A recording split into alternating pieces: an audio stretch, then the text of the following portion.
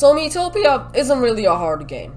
I've already said this before in the harder mod video, but Miitopia is pretty easy. And on top of that, there aren't really that many ways to make it harder. One way is to decrease the amount of teammates you are allowed to take per level, creating 2 teammate and the solo run, and taking away certain stats, which is what I'm going to be doing today. Today, I'm going to attempt beating the game with no defense boosts. Here are the rules. 1. No new clothes, as those increase defense. I am only allowed to buy clothing for appearance, which I did.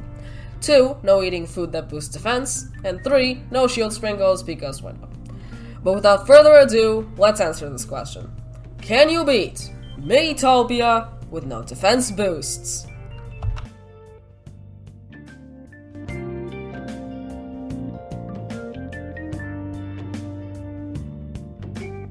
You might be wondering why I skipped literally all of Greenhorn but this boss. That's because with Greenhorn being the introductory world, the game doesn't expect you to have high defense, and therefore, most bosses just played like normal. But then we got to this. This boss's gimmick is hitting like a truck, which, because of our rule set, every hit drops any me that it hits down to below 5 HP. But however, and as well, this boss's moves leave holes. And with weapons being allowed, I basically managed to 1-up this boss in damage, defeating it pretty fast. Anyway, on to next door.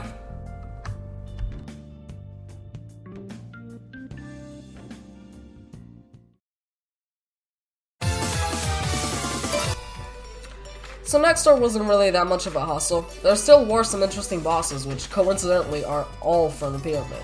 So without further ado, let's get to those.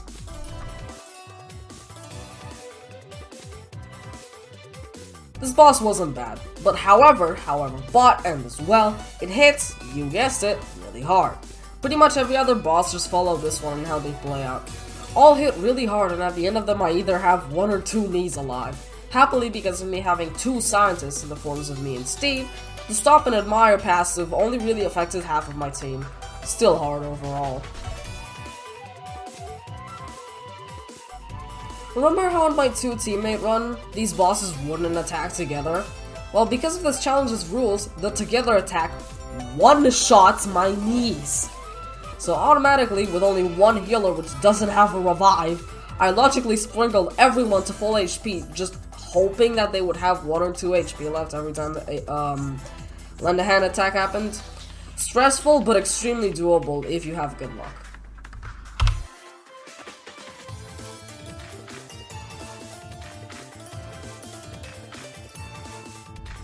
And finally, Pharaoh.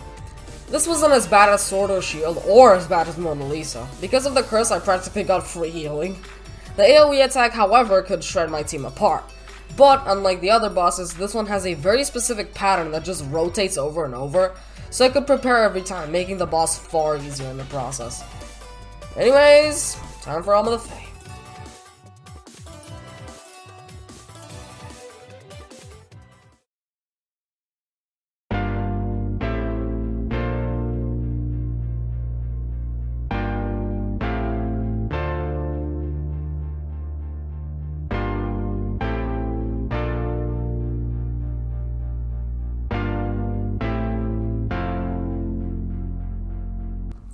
So in my 2 teammate run, Rub the Fae was super easy. In sharp contrast, this and Karkaton are by far the hardest spots in this run. Usually my Rub the Fae team consists of Scientist me, Princess Krina, Tank Matt, and Warrior Shohei. This time, however, I preserved Mage for Rub the Fae by picking Chef and Greenhorn and Scientist in next door. This time my team consisted of Mage me, Princess Krina, Clark Sakura, and Imkenji. And honestly, if I didn't pick Clark for Sakura and just use my normal team, this would have been impossible with no grinding. Luckily, I did pass all of these without grinding, with difficulties obviously.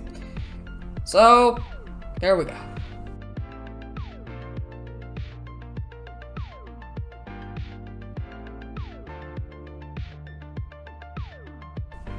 So Tina Spider is a lot like the Greenhorn General, specializing in pure power and DPS than anything else.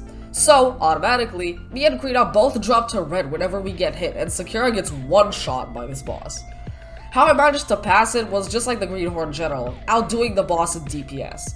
If once again I didn't have Sakura, I would have been able to pass this without grinding. Luckily, with some healing and a lot of damage dealing, I did manage to pass this one. Tomato Burst is pretty damn difficult. 1. Compared to Tina Spider, this has a destructive AoE attack that does pretty high damage. And 2. Krina and Kenji were at very high risk due to them being the two hating tomatoes, and that being able to more than half Krina's HP. One thing my dumbass decided to do was not give any food to Sakura and Kenji. Therefore, both of them were very weak as a result and could get killed by the AoE attack pretty easily if their HP wasn't at max. In the end, when I killed them, I only had my me alive at the end of the battle. This one was hard.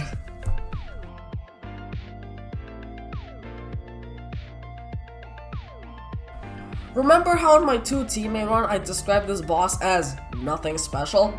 Well, Galagy, this one is the hardest by far. Why?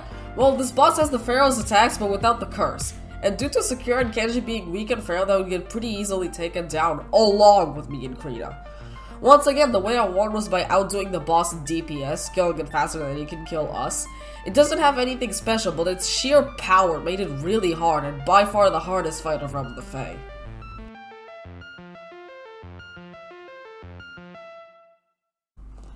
So the frog is practically the last fight, just with an added stink breath. Nothing that special here since we already discussed Witch Slime. Now, onto Karkaton.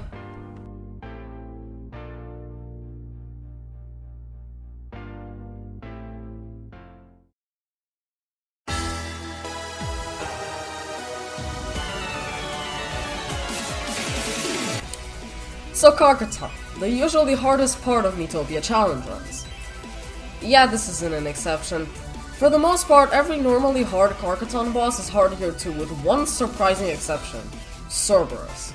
Yeah, for some reason Cerberus just wasn't hard. And that's really the only exception. This should be fun. Here we go.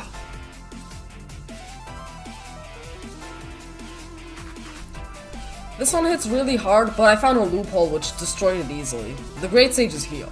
The Great Sage's heal combined with Polly's heal always neutralized the damage from the Pain Cloud, allowing me to be the only one actually dealing damage, destroying it pretty easily.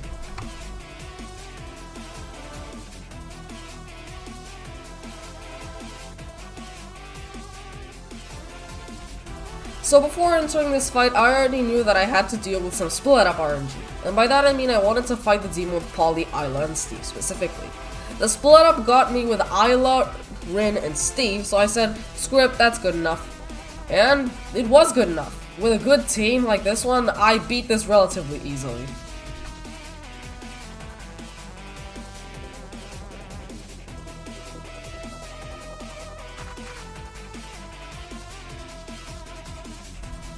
I just hypered all 3 teammates at the start of the fight, making this whole thing a breeze and killing it really fast.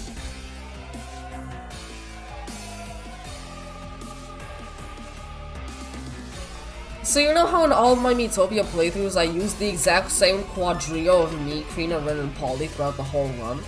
Well, for this boss I couldn't just do that. After dying twice of this I realized, yeah, I need Isla. So I replaced Rin with Isla and won the first try. It's also throughout this run that I realized truly how broken an OP Popstar is. Like, man, it's good.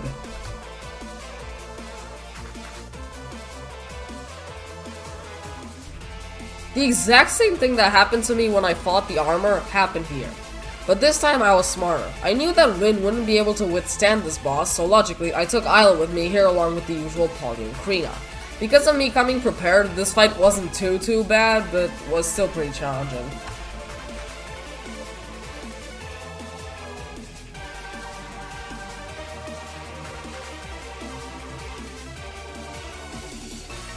Just like 2 teammate, after the first phase, which is decently hard, if your Mii's phase doesn't get taken, you can just simply win by using the 2 phases Mii's meat shields. It's hella rude, but I'll take it. I've actually left my completion of the Dark Lore on my second channel for whoever wants to check it out. And with that, it's on to Traveler's Hub quests, which only has 1 challenging boss.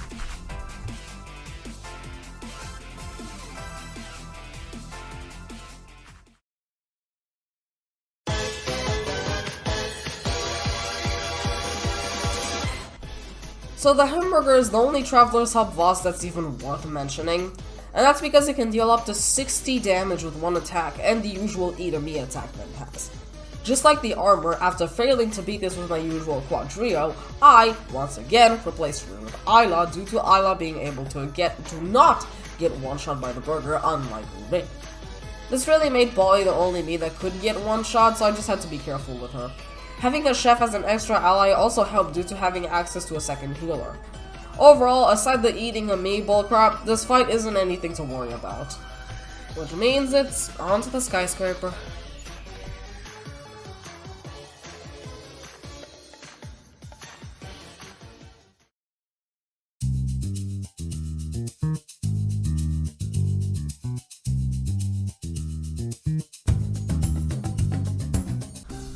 So Skyscraper. This world is usually very problematic and challenges us with things like the Red Frog and the Phantom of Evil, and of course, the Darkest Lord.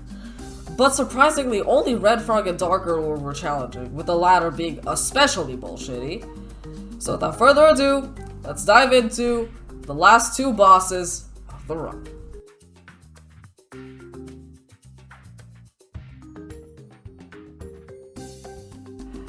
So this boss is practically a stronger frog with practically invincible tadpoles. I'm not joking when I said I killed the frog before the tadpoles. I've already said how the frog is just witch slime with a stink breath, and honestly, because of the difference in levels and relationship levels, the red frog is more easily taken down than the normal frog. I'm not joking. The real hard part comes from the aforementioned invincible tadpoles that hit pretty hard and are damn near impossible to take down. Really, just a bunch of Mega Lightnings and Mega Fires was enough to take down the frog, only leaving one boss left.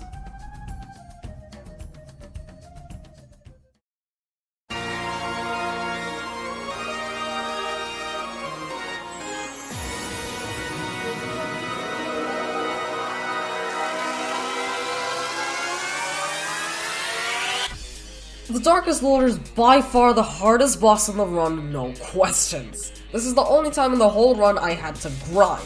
I had to level up every single team member of mine to level 18 so that I could take care of the hands, which honestly, with level 18 Miis, they were pretty easy. This on the other hand?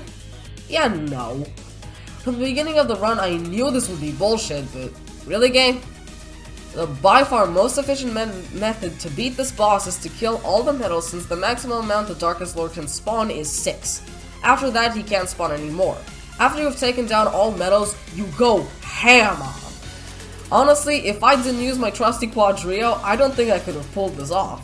It was absolutely mandatory for me at least to have 2 healers on my team. Eventually, after a lot of hustle, I got to the 1 HP attack, which was the thing that ruined all my previous runs so far.